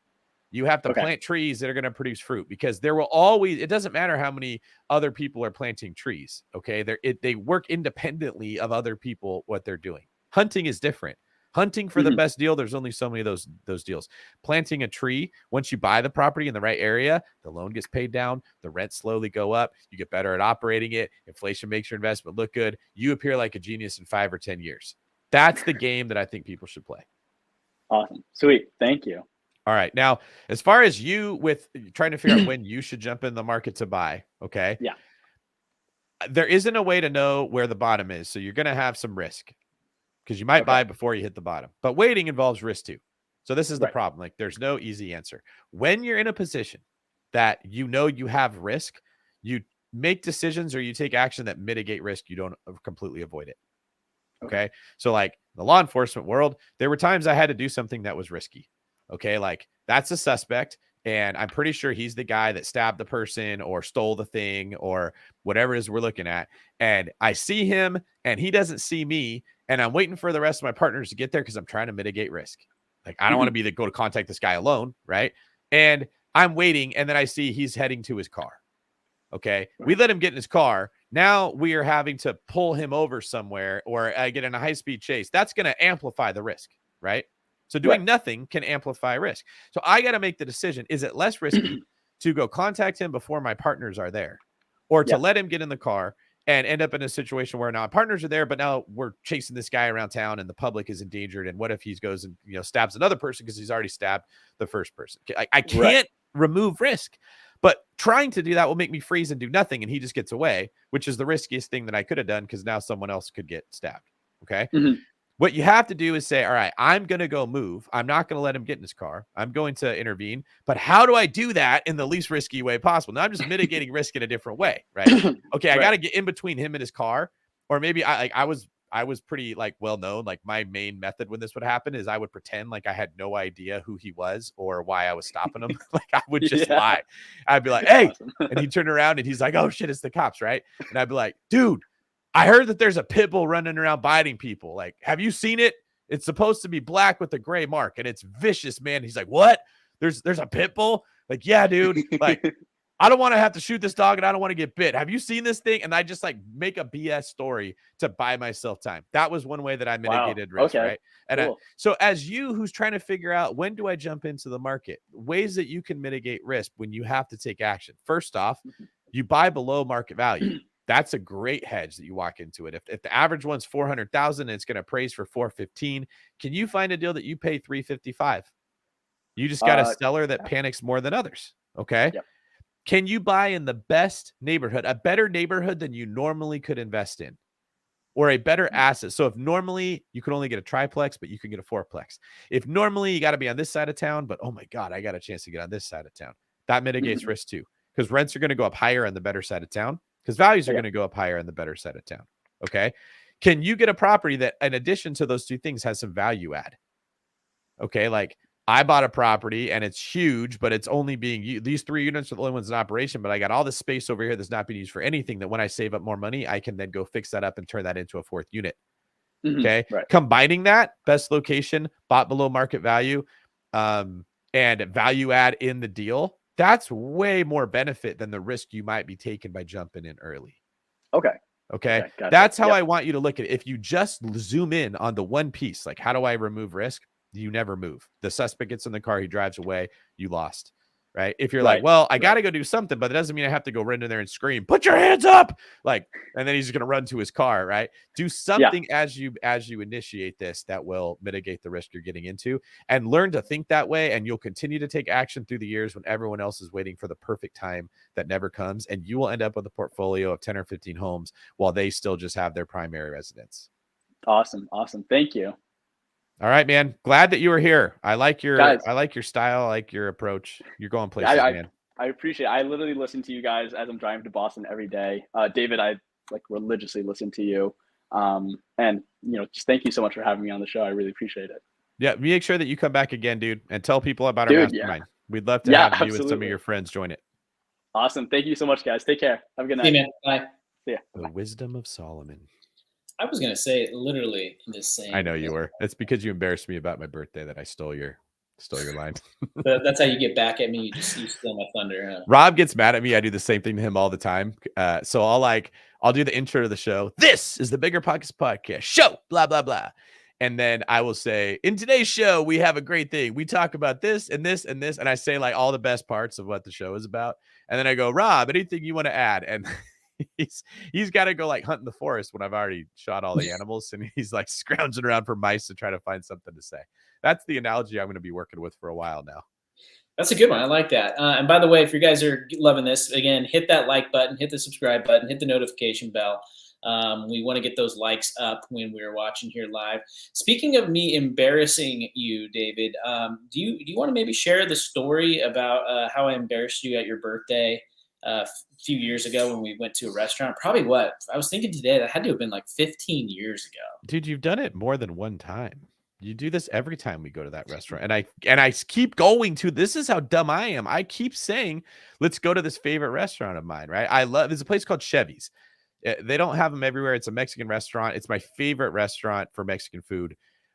For some reason, they keep closing. Like, it's got to be the best food, but the worst business model because they used to be everywhere. And like, they're just slowly being eliminated, much like the deer in the forest. It's getting harder and harder to find them. Having to go further and further to find a Chevy's that's still open. But they do this really embarrassing thing where they come sing you a song and put a sombrero on your head and like shake mariachis. And so like, I will know it's my birthday. I will still want to go there because I love this restaurant. And Kyle will every time go to the bathroom and somehow sneak behind me and go tell them it's my birthday and consistently embarrass me every single time. And it's fun. And you just sit there and you take it and you take it like a man. You're very gracious during that time. So that's what makes it fun. Yeah, I know. Marnie's right. I don't know. The Chevy's out here in Roseville might still be open. I gotta check There's it out. one in Emeryville. There's one in the South Bay somewhere. There's the one in Roseville. There's not many. There used to be one in Tracy, one in Modesto. Yeah. It hurts still to even like mention this. They have the best chips and salsa. Oh, This sounds weird to say. There isn't anything that compares to how good their chips and salsa are. It's like eating crisp little, I don't know, like thin paper wafery chips. They're just so good, and they have just the right amount of like crunch. melts right in your mouth, but still crunch. And then the salsa is bar none the best salsa I've ever had. Yes, and their quesadillas are my favorite. That's why they just keep them coming, man. It's so good. By the way, you guys who are watching this too, we don't have anybody else coming on right now. So if you want to come on, just like the wisdom of Solomon. Make sure you text the number down below, 833-777-0309, and we'll have you on here. One other kind of stat I wanted to share with you and everybody else before we keep the show going was specifically along the idea of consumer household debt, right? We hear a lot about consumer household debt is at an all-time high, and it's super scary, and it means the bubble's going to burst, and everybody's going to die, and all this stuff. It doesn't necessarily mean that. And one of the important things I wanted to kind of point out here was specifically around the idea of U.S. credit card accounts being delinquent 90 days or more. Because this is an important stat, I think, that people should take into consideration and they should look at. Because just because consumer debt is high doesn't mean that people aren't paying it off, right? It's the same thing you look at in real estate. Just because mortgages are at an all-time high or prices are at an all-time high doesn't necessarily mean that there's a bubble, because you want to look at the foreclosure or the delinquent stats as well, right? Are people paying their mortgages? Are they able to pay them off or not? The same thing that you kind of want to take into consideration when it comes to consumer debt as well. And so you can see here, if we're looking at Q3 of 2022, so last year at the end, consumer debt, it was actually, delinquency rates were actually down to 7.59%, meaning if you kind of look back at the history going all the way back to 2010, we were at 13.74% was the delinquency rate for people that were not paying. They were 90 days delinquent on paying their credit card. We're actually down to 7.59%, probably the lowest we've seen since kind of looks like 2016-ish. So that's another thing to take into consideration. What do you think, David, in terms of when people talk about certain numbers and stats and whether or not the economy is going to crash based off that information? What should people be considering when they hear that information? Which part of it? Specifically, the fact that if people are not paying off their loans or if they're not paying off their debt, if because consumer debt is at an all-time high, that means that we're going to be in a bad position and the economy is going to crash. Yeah, how long have you been hearing this? Like years. Yes, it never ends. Never ends. You keep hearing the same thing. Let me explain to you why it's not as complicated as what people think, okay? It should crash. If we just took our hands off of the economy and let it do what it does, meaning don't try to create more money and print stimulus, this consumer debt would become unaffordable. People would no longer be able to buy more stuff because they wouldn't be able to take out more debt. And the money they do have would have to go towards paying their debt off. And so the economy would slow down because money is not being spent. Goods are not being purchased. The velocity of money has slowed down. That would happen. It should happen. It would be better if we just let that happen. Now, that's my opinion. There's no way like you can really define better. I think it would be better. Okay. Very similar to how if your body is awake for 16 hours and you're supposed to get 8 hours of sleep and you are gauging, Aaron here said, what's the text number for questions? It's on the scrolling across the bottom of the screen, Aaron. If you were like measuring people's productivity and I worked all day for 16 hours, at around 16 hours, I should get sleepy, and then I should go lay down and go to bed, and my productivity should be 0. It should be a recessionary period of time. No productivity is happening for 8 hours while I rest. Then I wake up, and then I become productive again. This is what expansionary periods are like, where we have growth. That's the 16 hours of time I'm working. Then we go into recessions or depression during the 8 hours of lack of productivity while we are sleeping. But during sleep, you're repairing all of the parts of your body that were breaking down and burning stuff up. You need that to keep going. Okay. What we've learned is, hey, we don't ever have to go to sleep. We can just keep shooting ourselves full of drugs to stay awake. And we call that stimulus. And we keep saying it has to happen because we don't want to go through this sleep. The reason it is very unlikely to head into a recession from consumer debt is because the politicians will come in and they will say, we have to print more money. You guys heard about that $1.9 trillion bill that we just passed to raise the debt ceiling again? We don't have a debt ceiling if you can raise it every single time. It's not a ceiling. It's a debt suggestion. It's not real. It was originally created to be a ceiling so that this problem would not happen. It's kind of like saying, we're not allowed to take meth. We're allowed to take caffeine.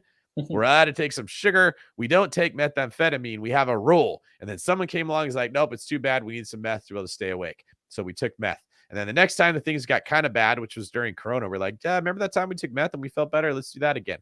And now we've slowly become meth addicts. And that's why the economy doesn't crash, because we keep taking drugs that keep us awake.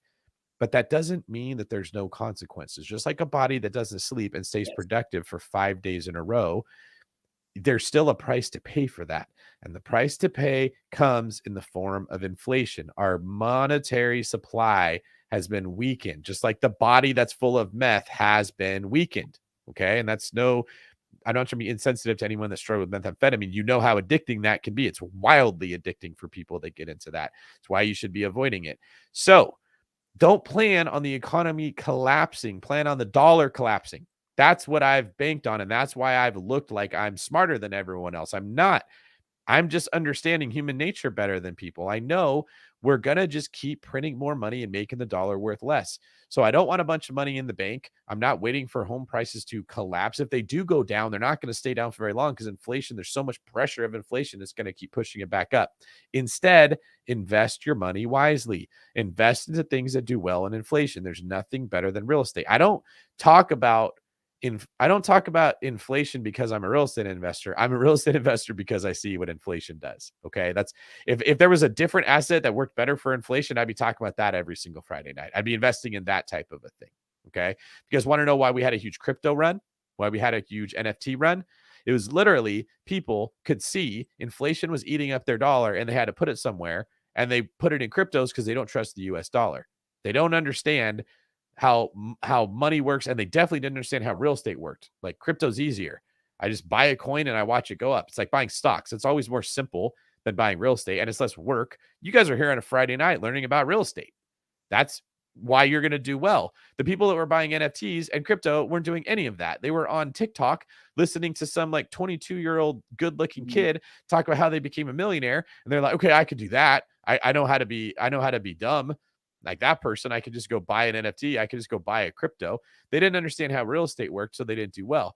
You have to buy something, and you don't want to buy that dumb stuff, which leaves you with nothing but real estate. And because more and more people slowly figure out there's nothing but real estate that's working right now, other than good old-fashioned saving money and making money, it's more and more people hunting in this forest, which is why there's less and less deals, which is why the cash-on-cash returns are getting harder to find, which is why cash flow is getting harder to find, which is why I keep saying the dream of buying a couple houses and retiring is dead. Let it go.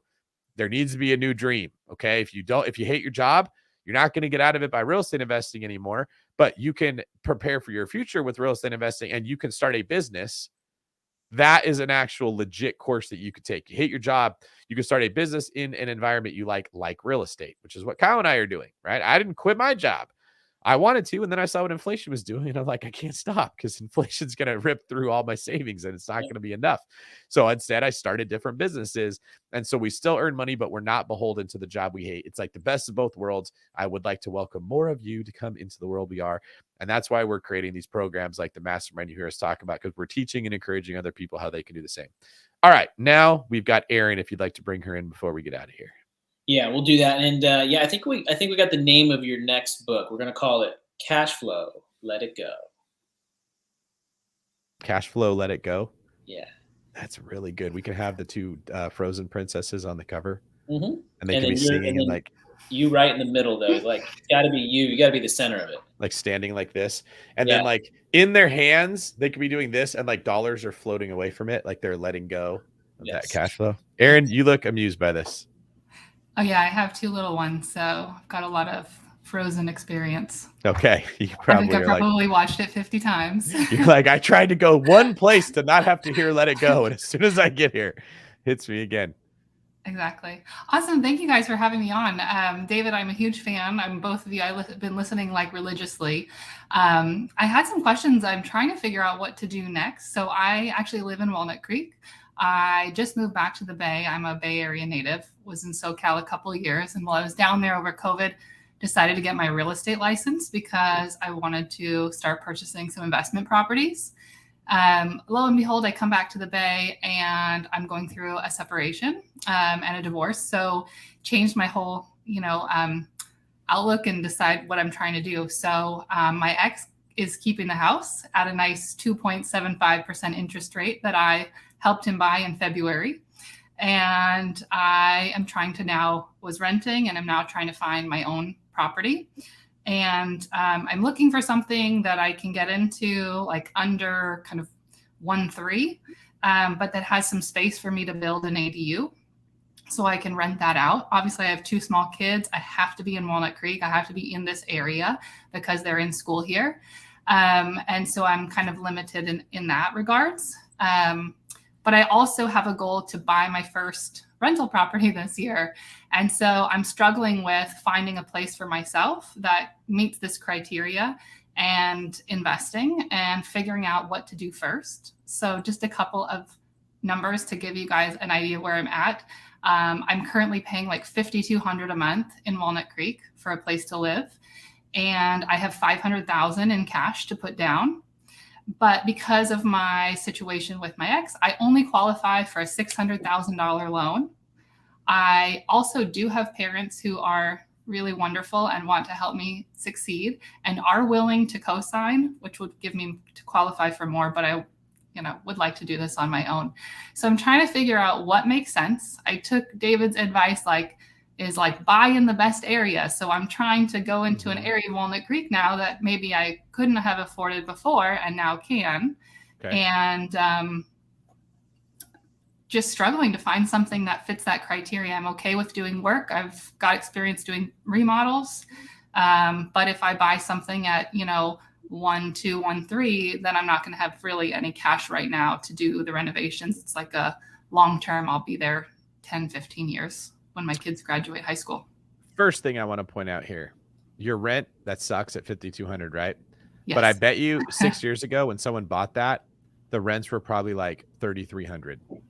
Oh gosh, it was even that before. So they were paying 4,800 when I moved in, but there was nothing on the market in June when I was looking to rent, and was having a very difficult time getting anyone to even rent to me, even offering an entire year to prepay. Yes. And for those that don't know Walnut Creek, this is like grade A real estate in the Bay Area. It's like, and I'm on the Alamo border too, which is even better. More. This is like a small, one of the few places better than Walnut Creek that's really close, right? So the rental properties I bought one in Moraga, I bought one in Pleasant Hill, which is like a tiny step down from Walnut Creek, super close. Mm-hmm. This is the point that we're getting at, is that investment, whoever bought that house that you're renting would not have looked like they were getting a great cash on cash return, but 6, 7, 8 years later, they're destroying it in their cash on cash return. They're crushing it, right? So like, we're trying to get you out of the side where you're paying them the money into the side that someone's paying you the money. Okay. Yes. Second, before I give you too much advice here, do you already have a realtor and a loan team that you're working with to help you with this process? Well, I am newly licensed agent. Okay. So I have my broker in SoCal that is helping me with the process, who's been helpful. So I pretty much am representing myself through all of this. And then loan team I'm working on. And I did have a call into one brokerage and been talking to you guys. But my situation's a little unique financially. So I've had a hard time with finding the right loan for me. Who did you talk to from the one brokerage? I want to say his name was Ryan. Okay. Gotcha. Okay. The reason I always ask that question is if you're working with another broker and I'm a broker and I then give you advice, which you then don't listen to their advice, they could then come sue me and say like, oh, you were working with my client. Like that's one of the things that I worry about. So typically I only give real estate advice to somebody who is like our client that we're working with. So I don't run into that, but because you're representing yourself, I feel okay. Talk with you about that. So if you do end up wanting some support, just because you want some help with East Bay, looking for certain properties, finding stuff, I would be happy to connect you. I think Steven would do a really good job helping you find properties out that way. And he'd probably give you a referral fee too, if that was something you wanted to do. As far as the advice I'm going to give you, right? I think you're going to make more money on one Walnut Creek property than several out-of-state properties. Like if you fast forward 6 years in the future, because I hear you saying, I don't want to spend all my money here because I want to go do that. Dudette. All of your money should be spent in the area that you are first. And here's the other thing that no one ever thinks about. People will say, I was going to buy in California, but every house is 1.1 million. I could go buy a property in this area for 400,000. Okay. But 20% down of 400,000 is 80 grand, and 5% down of 1.1 million is probably like 62 grand or something like that. Like, even though you're getting a better asset, you're still putting less money down because you're buying it as a primary residence. Yeah. So well, so I was actually not necessarily looking to go out of state. I love California. I'm a California girl. I want to stay in California. My thought was keep renting because I need to be here in this area, but maybe buy something within a 1.5 hour radius that I could then, just start with renting out and getting that piece going. My thought is I'd love to convert a single family into something that's an ADU. So I've been looking at places where you could easily do some basic construction and make 2 units out of it. And maybe that is exactly what I would advise you to do. That's what I'd have Steven working on for you. So take that principle you had and think even bigger. You want to find a place that already has 2 units that can add a third and a fourth. Okay. Or already has like 2 units where a third, it would be super easy to create. Like you're really looking for a specific property as opposed to just the location or the cash on cash return of what exists. So I bought one in Pleasant Hill that I told you about, that I basically built some stairs in the backyard so that the upstairs unit is now walled off, and it's like its own 2-bedroom, 2-bathroom unit with a huge family room where I was able to put a kitchen in. And then the downstairs was split into 2 different units, which are basically going to be an ADU and a junior ADU. Right. So I took a big 5,000 square foot house and turned it into 3 separate units that I can now rent out individually in a great neighborhood. And then it also has a like 2 4-car garages that I'm looking at having that thing reparceled and then turning the garages into living spaces as well. So like that may be that specific project may be more than you're wanting to take on if you don't have a ton of capital. Okay. But there are houses like that are just a lot of square footage or that are older. So they built a 1,200 square foot home. And then, 30 years after they bought it, maybe it was built in 1940. In the 1970s, they added an extension onto it. Okay. And then in 2005, they added another extension on. And so now, or maybe they added another garage. So you take the first garage, you turn that into an ADU, you take the extension, you wall it off and you turn it into another ADU. And then you have the main house and boom, you've got 3 units and it wasn't a ton of money. Right. That's the angle I think you got to take for what you're trying to do here. Okay.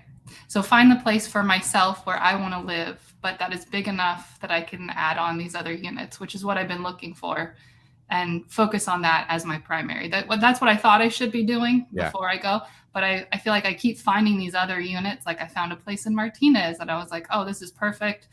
Trust sale, could split that easily, and $2,500 on each side for rent and cover my mortgage. And I think it's going to appreciate, not as much as Walnut Creek, but it's like that was doable. And I have a much harder time finding, a 1-1 to 1-3 property in Walnut Creek that fits my needs, right? Way harder. Like it might not happen in Walnut Creek because even though we're technically in, a buyer's market, that doesn't get the best markets don't go through buyer's markets. They just, there's so much demand for Walnut Creek. Like you don't get an incredible deal in Orinda, Lafayette, Moraga, Alamo, Walnut Creek. It's not going to happen. You have a better chance, but it's still not like a good chance, right? Yeah. Martinez, certain parts of Concord that are maybe on the Pleasant Hill border, Pleasant Hill itself. Is there any other cities like that are kind of close to there where like you might, if the school scores are good, you might enjoy living there, and you could get a significantly steeper discount on the price than if you're actually looking within the city limits of Walnut Creek. So my kids go to private school, so that for me, That's but a it's benefit. only through middle school. So I'm, the school isn't as important, but then I know for appreciation, it's, I want to be in an area that has, right. It's why Concord isn't appreciating the same as Walnut Creek, because their schools are 2 out of 10 versus you go a street over, you're in Walnut Creek and they're 8 and 9 out of 10. But you're probably also, will you be able to buy another house in 2 years? Do you save enough money that's in the cards for you, or is this your only shot? Nope, I could do that. So that's one way to kind of get over that fear, because what you're in is the I need to come up with a name for it. It's kind of like the A or B analysis paralysis. If I buy A, I can't buy B. Right? If I go to Concord, then I can't get Walnut Creek. But yes, that's what I'm concerned about. If you say A then B, it goes away. This is like why I got into the Burr method, because I'm like, I don't know if I should buy that one or this one. Well, if I use the Burr, I can buy that one, then this one. And then analysis paralysis got removed. So if you buy in Martinez or you buy in Concord and you're like, it's not going to appreciate as much, it's still a really good deal that will appreciate. And then in a year or two, you can try to buy in Walnut Creek or vice versa. I just maybe making my kids move all the time, because this is us, right? It's like I'm not a single person anymore. It's a family. And so picking us up, which we have literally moved every 2 years for the last 17 years. It won't hurt them as much though if they're in private school. That's the part that kids tend to hate the most. And it does suck. That's like true. Moving is a pain in the butt. It's totally true. You just have to ask yourself, is it worth it to be able to buy real estate with 3.5% or 5% down to be inconvenienced by having to move, and then just try to make it as much fun as you can for the kids? That's true.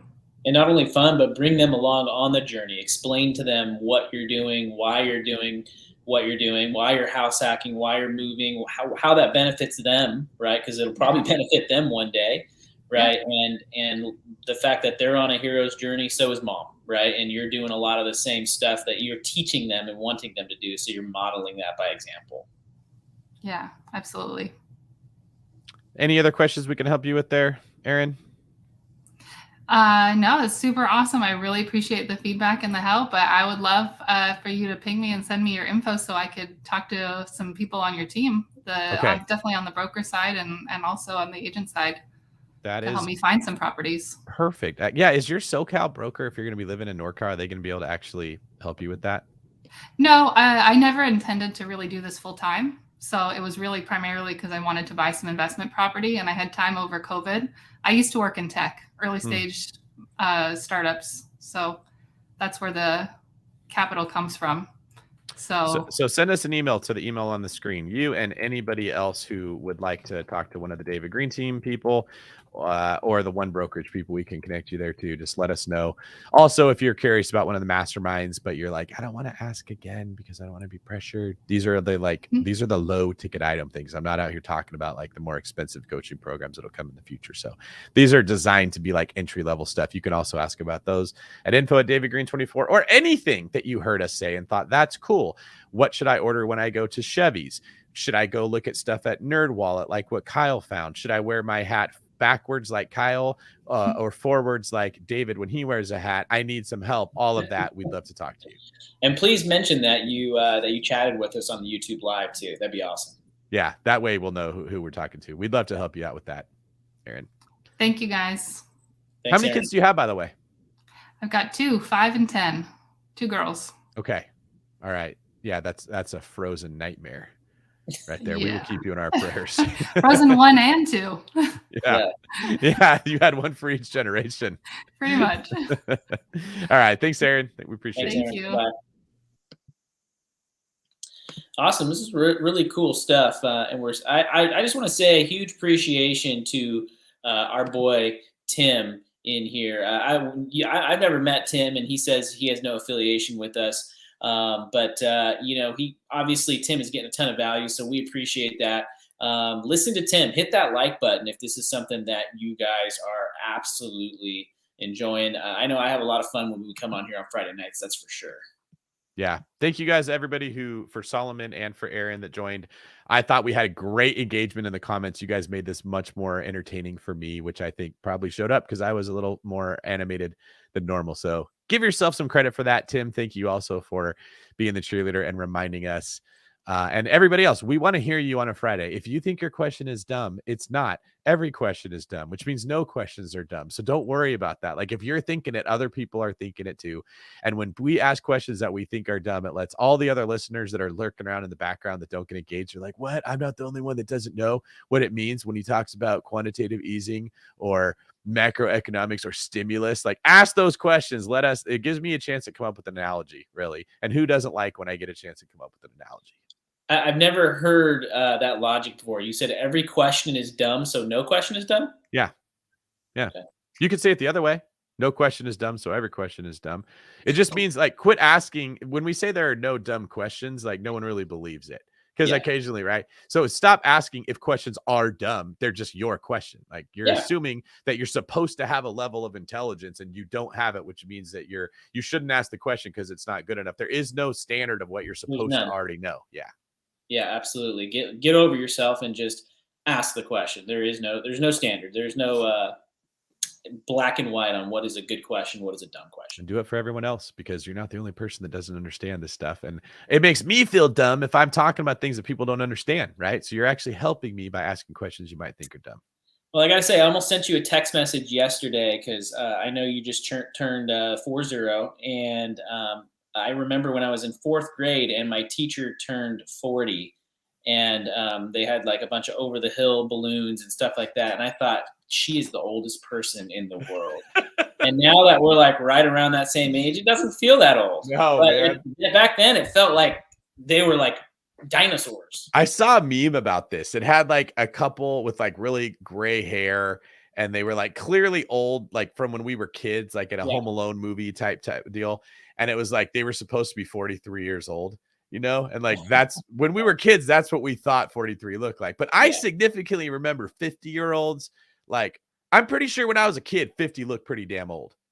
Okay. Like now, like there's people that understand nutrition way better. I don't think that everybody knew like French fries were really bad or that bread was really bad. So we just ate terribly. And now like people are in the gym and there's even like supplements that can help your body create some of the, whatever the chemicals that tailor off. You could probably, I need to probably maybe start looking into that. Luckily I haven't had to worry about it yet, but like 40 doesn't look like it used to look, 50 doesn't look like it used to. I think 60 is still probably like, you're going to start feeling different, but maybe by the time we get close to 60, it won't be as bad. 60 will be the new 50. Yeah, that's true. We'll probably have more supplements, more things we can take, more procedures or whatever to keep us young. So yeah, Yeah, that's one thing that you probably can't hide is gray hairs. I don't think that they've come up with anything to solve it. So I just make sure I keep my head shaved and my beard tight, and no one will ever know. See, you've already got it figured out, and that I might. It's once I start graying up, I may have to go with the bald look to make myself look younger. It's better than the comb over. Okay, like there's nothing worse than someone pushing you to the edge of a cliff and you're just fighting with everything you can.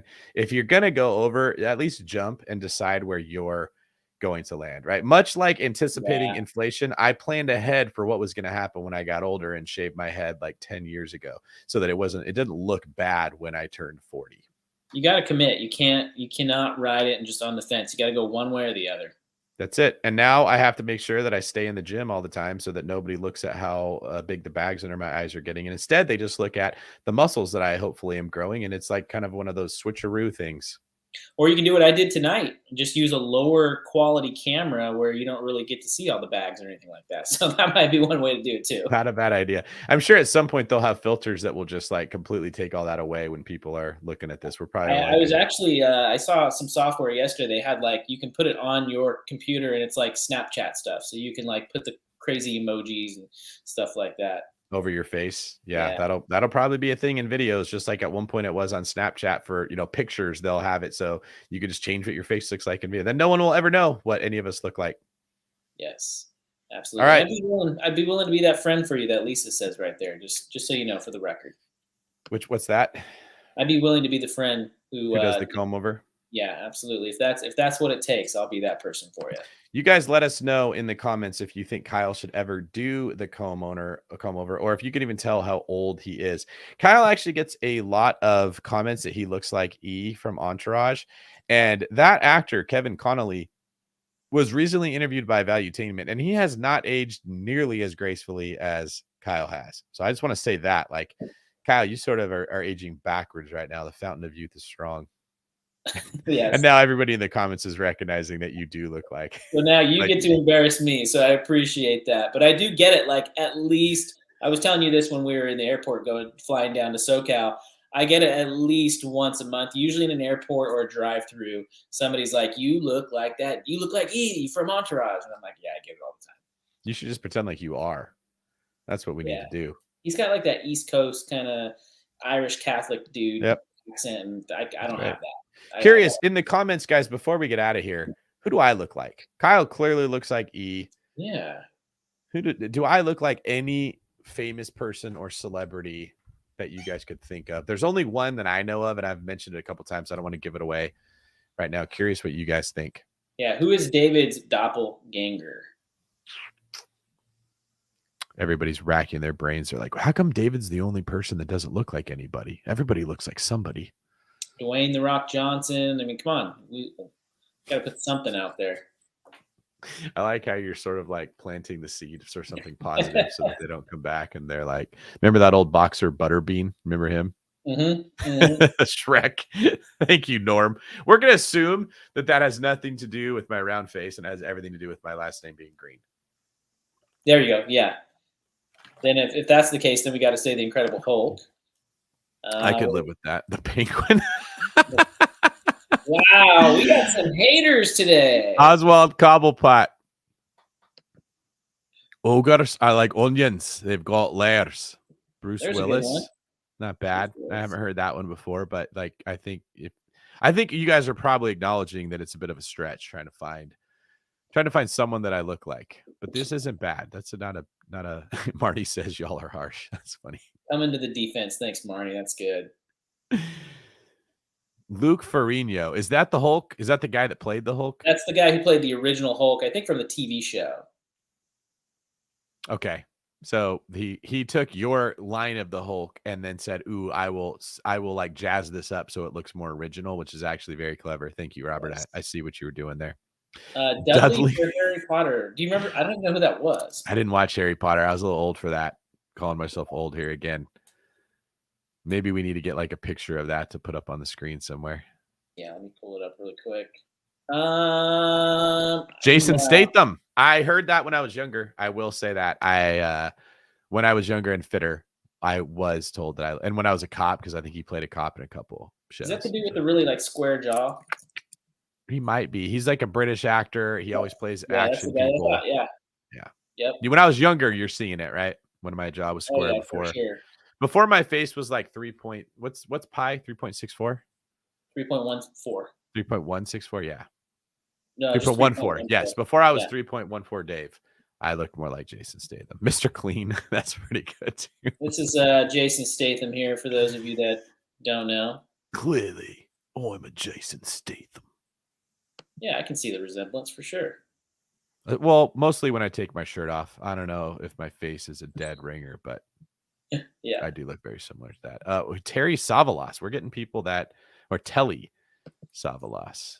Goldberg. I think Goldberg was a wrestler. That's funny. You guys are liking the David look here. I forgot about Goldberg. Here's Telly. Okay, maybe. He looks a little more like the Penguin than I do. What did Telly do? That's a great question. He's got to be some sort of actor or entertainment show business dude. Nadia knows someone that looks exactly like me in Argentina. Don't know that person's name or who they are, but apparently there is another version of me in the multiverse walking around out there. That's kind of cool. I think people are just picking bald white people. That's clearly what this is. Yeah. Like, we're not going to call this racist because I'm not going to play that card. But I think we all know what's going on here. Like, oh, think of a bald white guy that looks like David. It's baldest for sure. Baldest, yes. That's a very good point. We all look the same. Who's Stanley Tucci? Let's take a look. Oh yeah, I know this dude. You've seen this guy. I think he's in Billions, right? Is he in that TV show? Yeah. He often plays like a person people don't like. Like he plays like an arrogant rich guy, or like the guy in the corporation that's trying to commit a hostile takeover. I'm pretty sure. Cousin It. Wow. She went there. And we were just talking about how women tend to be much nicer with these things. And Lisa took the gloves off. Cousin Lisa. It. But she did put just kidding after. So that makes it okay, right? Like what's that Ricky Bobby thing where he's like, as long as you say no offense, you can say whatever you want. Yeah, exactly. Dr. Evil. Right. Vin Diesel. All right, we can leave it on Vin Diesel with Elihu there. That's a great one to end on. Awesome. Well, very cool stuff, everybody. David had a lot of fun. Looking forward to hanging out with you this weekend and celebrating your birthday.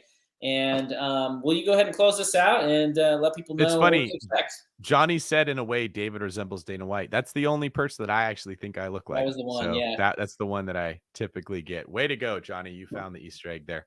Yep. If you guys would like to follow me on social media, I'm David Green 24. Please make sure you subscribe to the channel right now before you get out of here so that you get notified the next time that we are going to be going live. And if you would like to find more out about how you can save your money, become a member of a group that is focused on doing that and having a plan for every dollar you have, reach out to us at davidgreenmastermind.com. Click a button there. You will get connected to the process for if you'd like to join the group. We'd love to have more of you there. Thank you guys. Appreciate you. Love you. And we will see you next Friday. Have a good one. See ya.